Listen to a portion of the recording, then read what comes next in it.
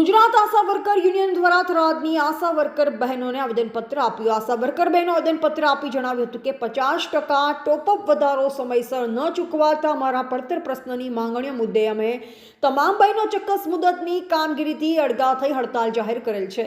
આરોગ્યની મહત્વની અને પાયાની કામગીરી કરવા છતાંય વેતન ચૂકવવા સમયે અમને વખત અન્યાય થાય છે। 50% ટોપઅપ વધારો એપ્રિલથી આજ દિન સુધી 10 માસનો બાકી છે। વારંવારની રજૂઆત છતાંય અમારા પ્રશ્નનું નિરાકરણ ન આવતા અમે ન છૂટકે કામગીરીથી અડગા થઈ હડતાલ મારફત અમારી નારાજગીને વિશેષ દર્શાવીએ છીએ।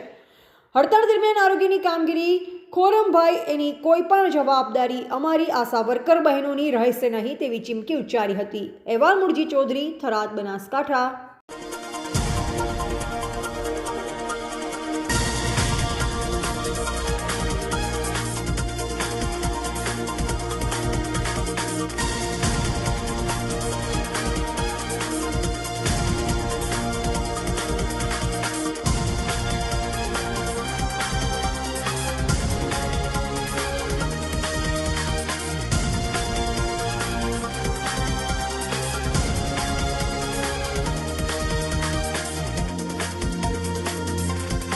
मांगो पूरी करवानी से नहीं करता सरकार ने जाण करिए वारंवार अमे हड़ताल पर उतरीए छीए पण कोई एमनो फरक पड़तो नहीं।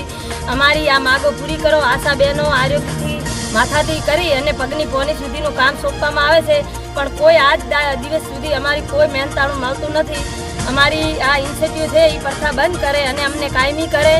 अने जो सरकार ने खबर तो छे अमारी मोंघवारी केटली छे ई अमारी मोंघवारी ने लीधे अमारुं घर नहीं चालतुं અને અમે કોઈ વેતના અમારી સરકારમાં જોડાઈ ગયા છે આરોગ્યને લગતા તો અમારે કોઈ વેતના નથી રહ્યા તો અમારી સ્વીકારજો, નહીંતર અમે ગમે તે કરી શકશું। અમારી માગણીઓ જે પડતર પ્રશ્નો છે એમનો અમને હજી સુધી સરકારે કોઈ ઉકેલ આપ્યો નથી।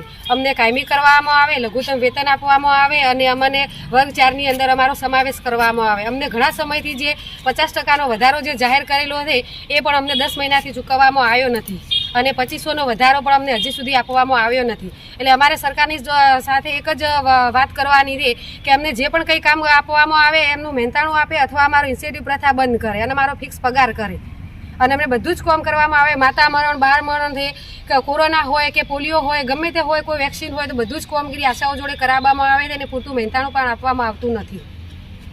નહીં આવે તો અમે આનાથી વધારે ઉગ્ર આંદોલન કરીશું, હડતાલો કરીશું ને ભૂખ હડતાલ પણ કરીશું ને જો એવું હશે તો ગાંધીનગર સુધી પણ અમે જવા માટે તૈયાર છીએ। આવેદન દેવા શું છે તમારી મુદ્દાને શું કહેશો? અમે આવેદનપત્ર દેવા આવ્યા છીએ સર। અમારી કોઈ પણ માગો આજ સુધી પૂરી થઈ નથી। 2023માં એપ્રિલ મહિનાથી અમારો 50%નો વધારો આજ સુધી ચૂકવવામાં આવ્યો નથી અને 2500 લેખે જે વધારો કર્યો છે એનો અનિયમિત અમને આપવામાં આવે છે। અમારે અસંતોષકારક પગાર અમને ચૂકવવામાં આવે છે અને આજ સુધી અમાને નાનાથી મોટીને મોટા સુધી દરેક કામ અમારા જોડે મેલેરિયા વર્કર, ફિમેલ નર્સ બહેનો બધી જ અમારી જોડે કામગીરી કઢાવવામાં આવે છે તો છતાં પણ અમારી કોઈ પણ માગો પૂરી થઈ નથી। તો અમે ભૂખ હડતાલ માગીશું। અમે ગાંધીનગર સુધી નહીં પણ દિલ્હી સુધી લડવા તૈયાર છીએ કે અમારે નાની બાબતોમાં અમારે કામ ઘણું બધું કરવું પડે છે છતાં પણ અમારી માગો પૂરી ન થાય તો અમે અસંતોષિત છીએ।